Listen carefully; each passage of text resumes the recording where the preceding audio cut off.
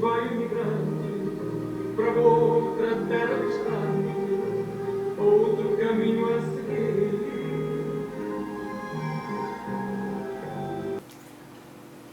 Olá pessoal, tudo bem? Vamos agora ver um vídeo bem interessante. Acredito que muitos de vocês estão entre os milhares que me acompanham, assistindo meus vídeos, lendo centenas de artigos que eu escrevo no LinkedIn, em vários fóruns. Sabem, eu escrevi um dicionário contendo histórias muito interessantes sobre a origem de 700 palavras. Essas palavras têm diversas origens: latim, grego, italiano, francês, etc. Como participei de um agradável programa de rádio, também fiz na TV. Eu fiz uma compilação tipo podcast das entrevistas na Rádio Trianon, lá da Paulista. Vou mostrar nesse vídeo o resumo, acredito que vocês vão gostar. Antecipo que se trata de um programa de rádio criado por portugueses para matar a saudade dos lusitanos que moram aqui no Brasil. Músicas famosas de Portugal são mostradas, mas por falta de tempo, infelizmente, mostraremos apenas uma que é muito maravilhosa e que abre o nosso vídeo. Na foto de abertura mostro meu amigo José Carlos, que é o âncora do programa. O programa chama-se Os Imigrantes, Caravela da Saudade. O vídeo se inicia com a belíssima canção de Portugal. Caso queira, pode-se avançar e entrar na parte onde respondo perguntas dos ouvintes sobre a origem de determinadas palavras. São respeitos, uma mãe que afaga o peito, seu filho que vai partir. Para longe vai o imigrante, para outra terra distante, outro caminho a seguir. Mal ele sobe ao navio, ao coração dá-lhe um frio das saudades que já não. E olhando o lenço branco que se agita bem o branco e a cena para ninguém. Nunca mais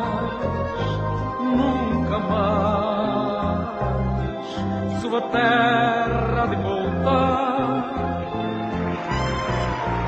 Nunca mais.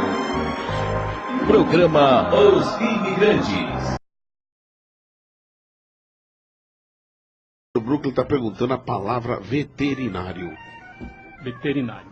Bom, seguinte, veterinário hoje atualmente, nós achamos a pessoa que cuida de um animal antes de nascer, que nasce, cresce, fica doente e tal, não é isso a ideia? Só que nem sempre foi assim. Durante o tempo dos romanos, então eles tinham os cavalos deles e tal, e tinham só os romanos. Então o soldado também se aposentava naquele tempo. Então ele era veteranos. Veteranos é o soldado aposentado. O cavalo também de batalha também se aposentava, veterinas. Então o que acontece? Aí entendeu o seguinte: por que esse cavalo não pode ser aproveitado então naquela época, né? Para fazer carga, alguma coisa. Então começaram o quê? A cuidar do cavalo velho, tá certo? E daí que apareceu para veterinário. É assim que foi a origem. A mistura dos dois, né? Exatamente, porque começou a dar a aplicação utilizada para o cavalo. Professor, o Augusto, na parada inglesa, palavra cretino. Cretino. Então, durante a Idade Média, o livro realmente traz palavras mais bem antigas, na verdade. Então, naquele tempo, a pessoa não tomava iodo. Então, a falta de iodo, a pessoa nascia sem inteligência, meio abobado, vamos chamar assim. Então, o que acontece? O pessoal zombavam das pessoas. E os padres, os católicos, assim, não faça isso com essa pessoa, ele é um cristão. Só que em francês, cristão é chrétien. E partido ele ficou cretino. É essa a ideia. Professora Maria Helena do Tatuapé perguntou a palavra genuíno. Genuíno. Olha, a palavra genuíno gênus quer dizer joelho. Então, onde vem essa história? No tempo antigo, quando uma criança nascia, então o que acontece? Você pode ver em filme que está todo mundo aguardando numa sala assim, aí alguém aparece com a criança. Bom, só que nesse caso o pai aparece com a criança e fica todo mundo aguardando ansioso. Veja que interessante, a criança nasceu, mas ninguém fez festa ainda. Ele aparece a criança naquela sala e senta numa cadeira e põe a criança no joelho, tá? Ao colocar a criança no joelho, significa o seguinte: essa criança é genuína, eu aceito ela como meu filho. Esse é o simbolismo dele colocar a criança no joelho, então a criança é genuína.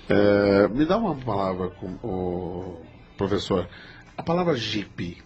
Jipe, veja que interessante. Na Segunda Guerra Mundial, o pessoal tinha uma dificuldade, os americanos, de fazer nas batalhas em campos difíceis de andar e tal. Então falaram, vamos fazer um carro que realmente funcione, que seja para toda a obra. Se vocês olharem em filme, na Guerra do Jeep, vê que ninguém usa chave para poder ligar o Jeep. Porque senão o cara da chave morreria, sumir a chave e não funcionar. Então não precisa nem ter chave o Jeep, é só chegar e acelerar que funciona. Agora, o cara da chave morreria, sumir a chave e não funcionar. Então não precisa nem ter chave o Jeep, é só chegar e acelerar que funciona. Agora, qual era o nome que ia dar para esse veículo? Ninguém sabia. Só que o nome em inglês é General, né? Depois assim, é do G, Purpose. Então é um veículo para uso geral. Esse GP em inglês é Jeep. O som de GP é Jeep. E ficou Jeep. É assim que funcionou. Acabou ficando o apelido dele com Jeep. Mundial. Comendador. E aí diz inclusive o seguinte, que os italianos que falavam de Fórmula 1, diz que é o único carro esportivo dos Estados Unidos é o Jeep. Palavra negócio. Me dá uma solução da palavra negócio. Bom, no tempo dos romanos, quem trabalhava eram os senhores dos escravos. O cara que tinha dinheiro realmente não trabalhava. O que ele fazia? Fazia poesia, ele ia no teatro, tocava aquelas harpas todas, entendeu? Ele não tinha nada, só tinha festa e não trabalhava. Agora, e como é que fazia as pessoas que não era rica, não tinha escravo? Tinha que trabalhar. Ele tinha que ter um negócio. Então, a palavra ócio é ócio. Nega é negar. Quem nega o ócio. Então, quem tem um negócio não tem ócio, não tem o que não fazer, ele tem que fazer alguma coisa. Então, ele nega o ócio, é o negócio. Então, quer dizer, naquele tempo, trabalhar não era uma coisa assim bacana. O bacana é você não fazer coisa alguma. Isso, inclusive, existem em certos países, certos povos, que o trabalho não é nada bem tão elogiável. Pra você ter uma ideia, lá na China as pessoas tinham uma unha bem comprida na mão. O que significa? A pessoa com uma unha bem comprida na mão, ela não trabalhava. Era uma pessoa rica, então a pessoa rica não precisa trabalhar. 5.400. Professor Eliezer, eu estava aqui pensando, nosso programa é o programa dos imigrantes. Exato. Me conta, migração, imigração e emigração. Realmente em português nós temos 3 palavras que às vezes confundem um pouquinho, realmente, tá? E o nosso programa chama Os Imigrantes, com I, correto? Sim, então, senhor. A palavra migração, migração, é a movimentação de pessoas de um lugar para o outro, que pode ser internacional, tá certo? Pode ser interna. Por exemplo, internacional seria de um país para o outro. Interna seria movimentando dentro do país. Por exemplo, o pessoal num estado vem trabalhar aqui em São Paulo, tá? De Bahia trabalhar em São Paulo. Seria, então, diferente, migração. Então é o seguinte, por exemplo, o português, Manuel, o português que sai de Portugal e vem para o Brasil, com a intenção de aqui estabelecer, Manuel português é chamado pelos seus portugueses que vivem em Portugal, o Manuel é emigrante. Eles lá chamam o Manuel que veio para cá de Manuel é emigrante. Bom, agora, para nós, o Manuel é imigrante. Entendeu? É o mesmo Manuel. Então, quer dizer, nós chamamos de imigrante no Brasil e o português, meu amigo foi para lá, para o Brasil, ele é emigrante. A diferença é essa. Agora, só um pouquinho de história. Veja, no início do século XX, as nações do Novo Mundo, com rápida expansão econômica na indústria, na agricultura, Estados Unidos, Argentina e tal, estavam aumentando a mão de obra. O resultado foi uma grande imigração europeia para as Américas, principalmente portugueses e tal. O Brasil deu muita gente. Conclusão final. O processo de imigração foi de extrema importância para a formação da cultura brasileira. Graças a todos eles, temos um país multicolorido, né, de sabores também, e um povo, né, lindo, com uma cultura diversificada e de grande valor histórico. E só resumindo finalmente, dia 25 de junho, que é o dia do imigrante. Né? Professor, fala um pouquinho da palavra Lisboa. O senhor tem umas dicas legais aí, né? É interessante, porque a palavra Lisboa, a abreviatura dela, nós temos que São Paulo SP, não é isso? Lisboa é LX. Poxa, mas como é que Lisboa é LX? O que tem a ver isso? É que é o seguinte, que originalmente a palavra era Al-Lixbuna, que é uma palavra árabe. As palavras árabes normalmente começam com al. Por exemplo, Al-Mosharife. Quer dizer, Al-Mosharife, o honesto. Aliás, tem que ser, né? Quem coloca o Mosharife tem que ser honesto, é verdade? Então tem muitas palavras que começam com al que vem do árabe, né? E Lisboa é uma das maiores cidades de Portugal, tem uns 550 mil habitantes. Por exemplo, em São Paulo, dividimos São Paulo por bairros. E Lisboa, como é que dividimos? freguesias. Por freguesia, exatamente. Ele conhece aí. Felipe Português tem que conhecer um pouquinho, né? Exatamente. Professor, tá eu não concordo com os 550 mil habitantes. Ela é a capital maior de Portugal. Ela tem... Né? Bom, a religião é uma palavra interessante. Ela vem do latim, chama religare, que significa ligar-se rapidamente. De religare originou-se a palavra religiones, que originalmente significava obrigação, um vínculo, uma ligação, um compromisso. Essas palavras acabaram absorvendo um sentido mais específico, o compromisso entre os seres humanos e Deus. Interessante, né? Bastante interessante. Agora nós temos um desafio aqui no ar ao vivo. Sérgio de Castro, grande historiador, vai fazer uma pergunta para o senhor. Não vale, você tem que pegar um historiador, não vale, ele vai me empurrar na parede. Não vai, não. Não está, não é pra gente. Não teria a mesma coisa os nossos telespectadores, nossos ouvintes, estariam escutando na rádio, estariam fazendo a mesma pergunta? Então vamos lá. Serginho, vamos lá. Quem usava muito essa palavra em São Paulo era a Madame Marjorie da Silva Prado, da rua Rua Marjorie da Silva Prado, que era da família Prado, né? A célebre dona Marjorie da Silva Prado, que ela dizia assim, falava para o mordomo dela que ela tinha em sua residência na Avenida Higienópolis, naquele casarão onde é o Clube São Paulo hoje, naquela famosa residência deles, os Prados, né? E ela então dizia para o Alfredo, digamos que era o nome do... Tem que ser Alfredo, eu não tenho Alfredo. Chame o cinesífero. Cinesífero? Chame o cinesífero que eu preciso dar umas instruções para ele. Aí o cinesífero comparecia. Quem era o cinesífero? Era o que... você disse muito bem, quando nós falamos com o microfone aqui no estúdio, estava desligado. O cinesífero seria o que vai assinalar o caminho. O cinesífero é o que vai clarear o caminho, né, a trajetória. E o cinesífero era o motorista. O motorista do particular que eles tinham. Mas ele só podia ser realmente o cinesífero se ele estivesse usando um chapéu. Se ele estivesse sem chapéu, não era o cinesífero, era um motorista qualquer. Agora, com o chapéu, com o cap apropriado que ele usava como sua indumentária, aí ele passava a ser o cinesífero da Madame Silva Prado. Então, a palavra que você comentou, essa palavra terminada, esse fero, quer dizer trazer, não, semáforo. Esse fero quer dizer que traz alguma coisa. Ele trazia alguma informação. Ele trazia informação e transportava as pessoas. Ele trazia. Um detalhe interessante sobre o motorista. O Santos Dumont, quando trouxe o carro dele para cá, ele trouxe um chofer junto, porque não tinha ninguém para dirigir. Então ele trouxe um para dirigir o carro dele. É engraçado que é difícil ver nos dicionários. Acho que tem um dicionário só um dos dicionários do Caldas Aulete. Isto. Foi lá que eu comecei minha vida em dicionário. Do Caldas. Com 6 volumes. Bom, já tínhamos 2 aqui, agora temos 3, agora estamos com um problema. Isso aqui vai ficar uma disputa danada, né?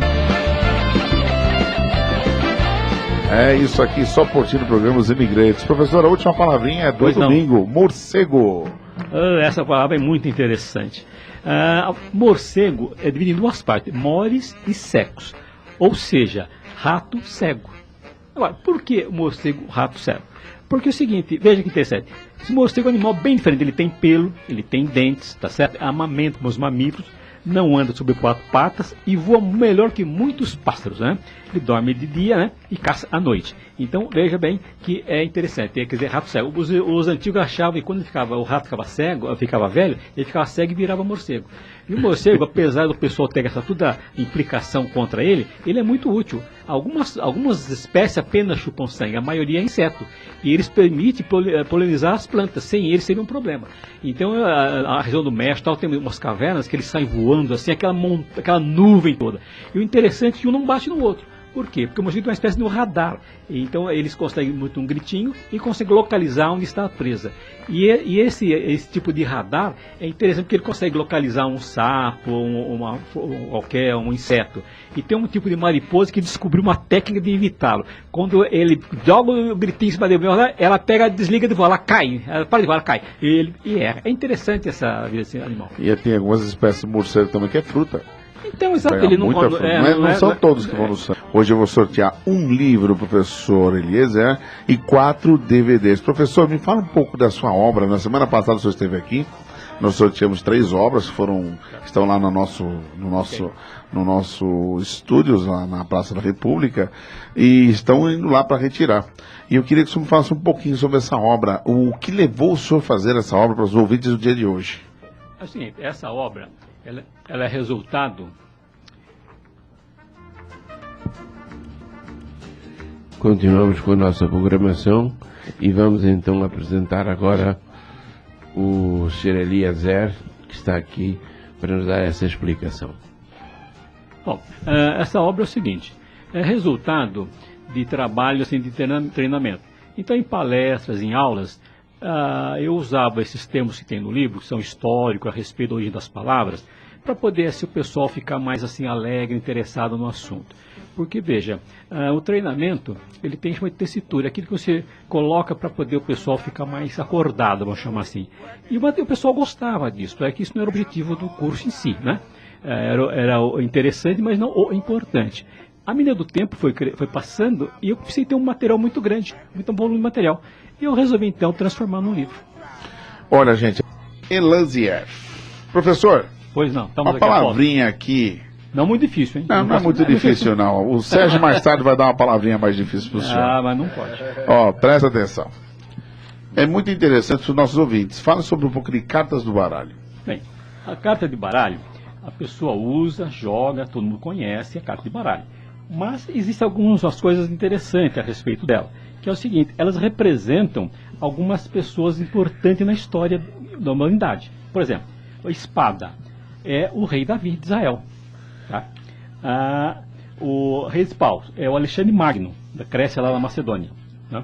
Alexandre o Grande, né? O rei de copas é Carlos Magno, da França. Ele é magno porque ele disse que ele era grande, mas ele com uma espada, ele rachava o cara no meio com a cacetada lá que ele dava. Ele era forte, porque ele era magno, forte, grande, né? Ouro. De ouro é o Júlio César, de Roma, geralmente portando um machado, que simboliza a legião romana.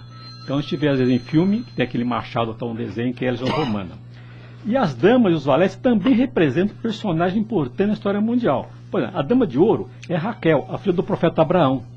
A dama de espada é a deusa grega Atena, né? A dama de copas é Judite, personagem bíblica. Dama de paus, Elizabeth I da Inglaterra. Valete de ouros era Sir Heitor, membro da Tábula Redonda. E só um detalhe, a tábua era redonda para não ter ninguém de preferência, era redonda, não tinha um mais importante lá naquela mesa, que tábua quer dizer mesa. Legal, né? Então, quer dizer, é muito interessante. Então ele falou, olha, aqui todo mundo, os cavaleiros são todos iguais, né? E tinha uma norma rígida o comportamento desses cavaleiros, sabe? Valete de espada, Roger, primo de Carlos Magno. Valete de copas, Lahar, foi o cavaleiro que lutou contra Joana d'Arc, né? Joana d'Arc, quer dizer, e quem assistiu o filme, conhece a história, ela lutou muito e ela não podia ser admitida no exército francês porque ela era mulher. Então ela rapou o cabelo, parecia que fosse um homem e tal. Foi interessante a vida dessa mulher, né? E morreu queimada, coitada. O Valete de paus é o Sir Lancelot, né? E o Coringa? O Coringa ele representa os jograis. Jograis que as pessoas que cantavam, faziam alegrar os reis e tal, realizavam em antigos castelos. É a única carta remanescente do baralho, porque originalmente o baralho tinha 78 cartas. Sérgio de Castro. Sérgio? Pois não. O que o senhor acha disso? Ele deu uma história falando sobre a questão desse carteado, né? É interessante as imagens que estão no carteado, não é isso? Nós poderíamos conseguir uma palavra mais tarde. Mas é do Rocco Super Troca de Olhos e o programa Os Imigrantes. Professor, vamos mais uma palavrinha. Band-Aid. Fala sobre o Band-Aid, ou Band-Aid, que o pessoal fala. Band-Aid, né? Porque o Ed é auxílio, né? E Band é uma tirinha. Seria uma tirinha para auxílio. Então juntou tudo, ficou o Band-Aid. A gente pensa às vezes que uma invenção, alguém fica estudando para inventar. Não é necessariamente assim. Porque a invenção é uma necessidade que você tem que resolver e acaba colocando em prática. Então, nesse caso, ele foi criado em 1920. Tem uma norte-americana, Josephine Dixon, ela era cansada de cortar o dedo. Trabalhando na cozinha, ela cortava o dedo, coitado, não tinha muita habilidade com faca, acabava cortando o dedo. E ela tinha que parar todo o trabalho para poder colocar alguma coisa no dedo para poder resolver o problema, né? E o que ela fez? Ela pegou uma tirinha, né, num papel impermeável, deixou pronto para o uso um monte de, fazia o Band-Aid no futuro. Pegou a tirinha lá, colocou um esparadrapo e deixou guardado. Aí o marido dela achou interessante aquilo. Ele trabalha, então ele foi lá, ele era da Johnson & Johnson. E levou essa amostra para o pessoal ver, o pessoal adorou aquilo lá. E no fim acabou realmente virando o Band-Aid da esposa que inventou. Honesto deve ter ganhado uma grana danada para invenção, não? Virou vice-presidente da Johnson, acabou até aposentar. Agora, brincadeira. Agora, mas nem todas as invenções são dessa forma. Tem invenções que é por acaso. Tá? Por exemplo, tinha um cara, ele estava trabalhando no quintal dele, tinha um tanque de anil que estava fazendo um exercício lá, e a mulher estava pendurando roupas no varal. E caiu uma peça de roupa naquele anil que estava trabalhando, ele é químico. E de preguiça, ele só torceu por ela de novo. Aí chegou a tarde e a mulher falou: querido, olha como ficou branquinha essa roupa em relação às outras. O que aconteceu? Aí que ele verificou que o anil tornava a roupa branquinha. Que legal, né? Sem querer, né? Invenções sem querer. O que o senhor acha, senhor Sérgio de Castro? Eu trabalhei com um grande... era associado do Rotary Club de São Paulo, chamava-se Oscar Pereira Machado. Ele era uma pena, eu digo, um escritor, né? Diz que era a pena de ouro do rotarismo paulista nos anos 60. E o Oscar Machado foi depois diretor superintendente do Colégio Rio Branco. Ainda hoje a sua filha é sócia do Rotary Club de São Paulo, seu genro Campilha são associados do Rotary Club de São Paulo. E o Oscar Machado dizia assim, quando nós queríamos inventar alguma coisa lá, na nossa maneira de trabalhar, falou: Sérgio de Castro, quem inventa é inventor. Quem inventa, mas de uma maneira assim muito hilária, sabe? Sim. Não inventa, porque eu sempre soube na minha vida que quem inventa é inventor, e nós não gostamos muito de inventor. Agora, Sérgio, é o seguinte, a palavra inventor, a gente pensa que é inventar alguma coisa, objeto, normal. Não é exatamente esse o sentido que existe a palavra. Tem inventário, não tem inventário? Inventário é uma relação de coisas. Agora, se você olhar na parte jurídica, inventor é aquela pessoa que acha alguma coisa, ele achou. Então ele achou que ele é o inventor. E aquela coisa que ele achou vai ter numa lista que vai ser procurar o dono, coisa do tipo. Então, inventor também é quem acha. Juridicamente, é incrível, mas é isso. Às vezes casualmente. Sim, ele só achou. As melhores achado, Eureka, né? Eureka é lá daquele caso, que ele estava numa banheira, né? Ele tinha um problema para resolver, tinha uma coroa que devia ser de ouro, mas não tinha certeza se tinha prata dentro. E o rei falou: olha, tá aqui essa coroa, meu amigo, tem prata ou tem ouro só aqui dentro dessa coroa, sem desmanchar? Ele não sabia como resolver. Estava tomando um banho, porque no tempo lá da Grécia só tomava banho público e tal, bacana, e aí ele viu alguma coisa. Ele falou: Eureka, quer dizer, achei. O que era a ideia? Ele relacionou que ele estava tomando banho naquela banheira lá pública, pôs a coroa de ouro, pesa quanto? 3 quilos. Pôs numa vasilha. E pegou. Agora 3 quilos de ouro, 3 quilos de prata. Pôs os dois. Só que 3 quilos de ouro é menor o tamanho, porque ele é mais pesado. E a diferença da água que derramava com os 2 pedaços de ouro e de prata, era mostrar a diferença é prata. Certo. Foi assim que ele resolveu o problema. Eureka. Muitas vezes nós precisamos de uma eureka. Entregou aqui para mim um exemplo de uma palavra cadáver. Então, é interessante. Olha, a palavra cadáver. Então, veja, é caro... Logo essa palavra, mas está aqui o exemplo, está aqui escrito... Caro data vermibus. Eu vou fazer o que o nosso convidado está pedindo. É caro data vermibus, quer dizer, carne dadas aos vermes. Ou como se os vermes comessem a pessoa, né? Sim. Carne dada aos vermes. Então seria essa ideia. Mas não é uma palavra assim, realmente, que verdadeiramente que ela existiu, é verdadeira. Por quê? O que acontece no dicionário, que nem tudo é certo e errado. São coisas que vão falando boca a boca e tal, às vezes não é tão verdadeiro. Mas isso que deixa assim interessante o livro. São aquelas várias versões do mesmo fato e tal. Mas a palavra seria essa a ideia. Além de dar o significado, estou vendo, o senhor aproxima mais a origem de como a palavra surgiu. E até se atreve a usar várias línguas, às vezes, para definir o que é essa palavra em determinados países. É isso que caracteriza e diferencia o meu material, porque, o senhor veja bem, nós temos 700 verbetes. Em 8 línguas, mais ou menos, dá 5.600 vezes que eu escrevi aquele verbete. Isso é tal coisa. Ou seja, tem que ter um certo tempo para poder fazer, né? Então, isso não existe nos livros equivalentes, porque demora para fazer isso. A pesquisa é muito demorada, né? Pois.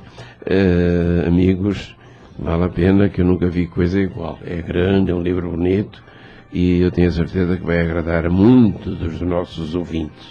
3289-3580, 3253-4845. Muito interessante o livro, o dicionário dele bastante. Estava dando uma folhada aqui, verificando. É o significado das palavras, né? A origem, né? Muito bacana. Algumas coisas vêm do grego, né? Latim.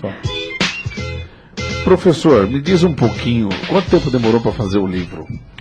Não, o livro, na realidade, ele não tem um tempo fixo, porque ele é resultado ao longo dos anos de treinamento e consultoria que eu ia colecionando palavras e ia realmente explicando às pessoas para tornar mais alegre o treinamento, a palestra. Então isso foi ao longo do tempo. Quer dizer, apenas quando realmente eu fui fazer o livro efetivamente, ficou um ano só para organizar todo o material que eu tinha. Filosofia. Então, veja bem, só um adendo. Como que começa essa história? Desde o tempo que eu tinha o primeiro dicionário do Caldas Aulete, que era em 6 volumes, então eu percebi que o livro, as palavras tinham duas partes, filo e filo é amigo. Então, Sofia, Safos, é conhecimento. Então, o conhecimento, amigo do conhecimento. Então eu percebi que se eu soubesse as palavras divididas em grego, por exemplo, eu poderia conhecer outras palavras que eu nunca tinha visto, desde que vi o que era filo. Sabia o que é filo? Que é Safos, e eu resolvia. Então, filosofia é amigo do conhecimento, né? Legal. E sabotar? Então, veja a sabotagem, seria interessante, estamos até numa fase aí. Sabote em francês é tamanco. Então o que acontece? Na época lá da Revolução Industrial, as pessoas ficavam preocupadas com o emprego, em teares e tal. Então, como é que os funcionários fizeram? Jogavam os tamancos nos teares. Então, jogavam o sabote, que é fazer o tamanco nos teares. Então, eles sabotavam o tamanco. Agora, também tem outro aspecto interessante, porque os trilhos do trem também chamam tamanco, sabote em francês. E o pessoal, uma fase lá, eles arrancaram os trilhos e sabotaram o trilho dos trens. Gente, você está aqui nos Imigrantes. Ligue no 3289-3580, 3253-4845. Estarei sorteando 3 livros desse professor maravilhoso, está aqui com a gente nos estúdios, o senhor Eliezer Barbosa. Me fala outra palavra, sincera. Então veja, no tempo dos gregos, né, até hoje, o pessoal faz estátuas de mármore, certo? Acontece que sempre tem os espertinhos, então pegava um pedaço de mármore, ele tinha uma certa trinca no mármore, mas fazia estátua com aquela trinca. Agora, perde um pouco o valor, uma imagem com aquela trinca. O que o pessoal fazia? Passava uma cerinha naquela falha e tampava. Aí houve um decreto, olha, a partir de hoje não se pode colocar mais cera, tem que ser sem cera as imagens. Então aí o sentido passou a ser, aquilo que não tem cera é aquilo que é verdadeiro, que é real, e não está assim lesando uma imagem para alguém. Essa que é a ideia. Legal, professor. Daqui a pouquinho estaremos trazendo mais novidades aqui no programa Os Imigrantes com esse maravilhoso professor.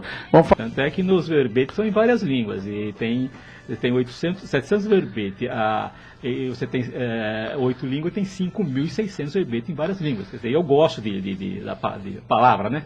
Agora, professor, me fala sobre personalidade. Então, veja, essa é uma palavra, inclusive, muito usada na parte esportiva. Sim, aquele jogador não tem personalidade. Olha que for personalidade. E a personalidade, se for fazer a parte histórica dela, persona quer dizer máscara. No teatro grego, a pessoa não podia usar mulher, por exemplo. Só homem que fazia o teatro.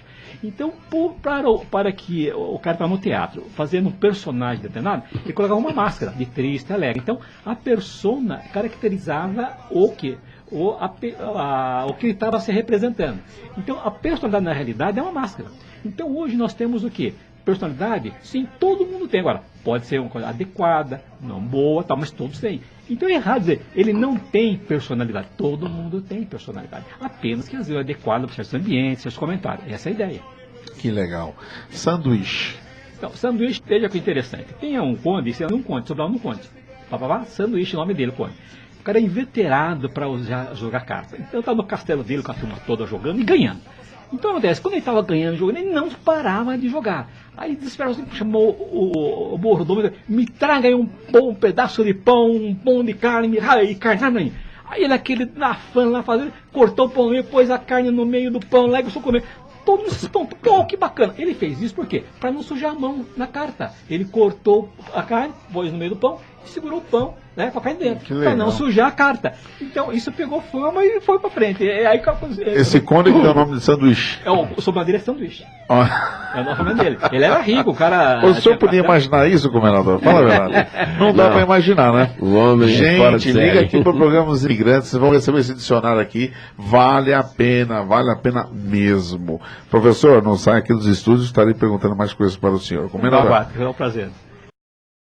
Sal, me explica. Então, a palavra sal, hoje ela está abundante, todo mundo, até os médicos falam, não coma muito sal por causa Sim. da pressão. Quer dizer que então, sal está à vontade.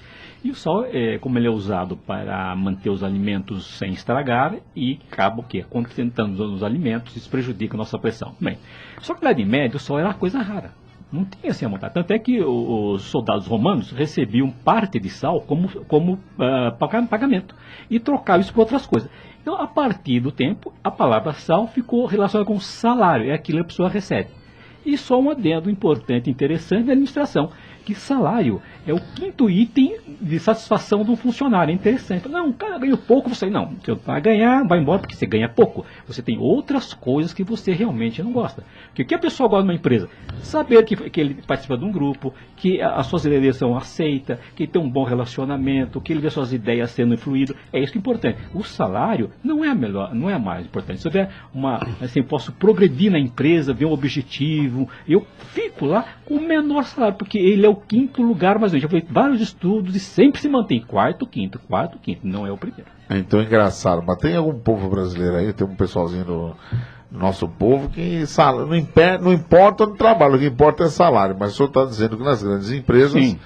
o salário Sim. é o quinto. Sim. Às vezes a pessoa não está ganhando muito bem, mas está se sentindo muito bem dentro da empresa. Porque é o seguinte, quando se fala em estatística, tem que se entender que é uma coisa média. Por exemplo, se eu colocar o pé num balde de gelo, que está a água lá a 0 graus, e colocar um pé na água quente a 60 graus, a média é 30, legal. Só que num lado eu vou enrijecer o pé na água fria, no outro eu vou repelar. Mas temperatura média. Professor, está tendo muita gente ligando aqui, viu? Angelina Santillo do Tatuapé, Rafael Bossia do Brás, Irene Rosete do Tatuapé, Roberto Anastácio do Jabaquara, Edna Campos do Jabaquara, Ercília Sofisticado. Vamos lá. A palavra sofisticada. É comum nós escutarmos alguém falando esse equipamento é muito sofisticado. Isso em função da sua complexidade, do nível de high-tech. E também temos o significado do termo. O próprio dicionário explica, numas diversas definições, de sofisticado, avançado, complexo, bem aparelhado. Mas veja bem, no entanto, a palavra vem do grego safos, que é sábio. O termo está relacionado com os sofistas da Grécia Antiga do século IV, antes de Cristo. Sofistas eram professores itinerantes de filosofia retórica que não gozavam de boa reputação. Eles utilizavam sua habilidade retórica no intuito de defender argumentos, não raro, logicamente, inconsistentes. Platão os considerava assim um conferencistas desonestos, e assim sofismo passou a ser conhecido como algo falacioso, né, algo falso. Né? Então, nos termos medievais, o verbo latino sofisticare tinha sentido desonesto, falsidade. Esse termo era aplicado particularmente aos comerciantes que adicionavam substâncias estrangeiras às suas mercadorias para aumentar o valor. Por exemplo, conhecido, o polio colocava assim nas especiarias raras, eles colocavam coisas diferentes. No tabaco, na farinha de trigo, né? No começo compravam alguma coisa que não fosse sofisticada, porque tinha coisa lá. Tem a pedra-pome para colocar no sabão, o amido de milho no café. As cerca-vivas que nós temos aqui de parede, colocavam também no chá. Veja só como os caras naquele tempo já eram espertinhos, né? Já adulteravam tudo, né? Pois é, a adulteração já vem lá atrás, viu, gente? Curiosamente, o termo começou a ter sido modificado. No começo do século XVIII, se uma coisa ficasse sem sua característica primitiva, mudando o estado natural, dizia que era artificial. Ao contrário de artificial, não era sofisticado, ou seja, era natural. Então vai de tal maneira que acabou mudando o sentido. E hoje tem um outro sentido. Pra mim tem outro sentido, sofisticado, uma pessoa elegante, uma pessoa culta, engloba, né? Mas lá no dicionário, ainda hoje no dicionário, olha, no entanto, temos as palavras consideradas ainda hoje no dicionário como definições daquilo que foi alterado fraudulento. Ainda tem no dicionário. Ah, sim. São dos pais hoje. É isso aí. E o nosso professor. Professor, boa noite. Boa noite. Fala um pouquinho sobre os pais, Dia dos Pais, professor. Bom, é o seguinte, o Dia dos Pais, a gente pensa que é uma coisa moderna, e realmente é moderna. Mas, na Babilônia, há 4.000 anos, um jovem chamado Emesu teria moldado numa argila o primeiro cartão desejando boa sorte, saúde e longa vida ao seu pai. Você imagina, 4.000 anos. Bom, em 1909, nos Estados Unidos, a Louise, a filha de um veterano de guerra civil, ela estava ouvindo um sermão a respeito do Dia das Mães, né? Então ela resolveu homenagear seu pai. Então ela fez todo um trabalho a respeito disso e acabou o quê? Em 19 de junho, naquele ano que é o aniversário do pai dela, houve então a comemoração do Dia dos Pais. Quem? Professor, pode falar. Eu queria só dar uma continuidade comentando hoje o Dia dos Pais, que em Portugal o Dia dos Pais é comemorado no dia 19 de março, assim como na Itália e na Espanha, porque segue uma tradição da Igreja Católica que nesse dia celebra São José, que é o marido de Maria, mãe de Jesus Cristo e pai adotivo de Jesus Cristo. É essa que é a ideia. E só se me permite, eu que é Dia dos Pais, queria mandar um beijo para minha filha doutora Gisele e para o meu filho engenheiro Ricardo. Ok, doutor. Professor, posso fazer uma palavra que eu tenho certeza, é surpresa. Tem que ser fácil. É Sérgio de Castro agora, hein, gente? Tenho Sérgio certeza de que você Castro. vai poder descrever toda a etimologia dessa palavra. Puxa, vamos ver. Megalomanianismo. O que é de megalomania? Então, o que significa? Mega quer dizer grande. Tem uns megabytes no computador, né? 20 megabytes, 30 megabytes. O meu tem 500 megabytes. O meu com 8 GB. O meu tem 8 processadores, meu computador. É um avião. Bom. Agora depois, escutando, é megalomania. Então, mania é mania de ter alguma coisa, tá certo? Aí termina o resto da frase? Megalomanianismo, quer dizer... Então, esse ismo aí, as palavras que tem essa finalização, ela torna assim o começo dela. Então, gigantismo, megalomanismo, é só uma sequência adjetivada, né? Quer dizer assim... Coisa grande demais. Coisa grande demais. E exagerado, né? Exagerado. Aquele que exalta demais as qualidades de determinada coisa. Ou dele mesmo, ou de né? si próprio, na verdade. Por exemplo, se você analisar, eu tenho no meu livro a origem das palavras, uma palavra muito grande que não cabe no carimbo lá na Inglaterra, tem uma região da Inglaterra. É tão grande as palavras que não precisa resumir, é uma palavra enorme.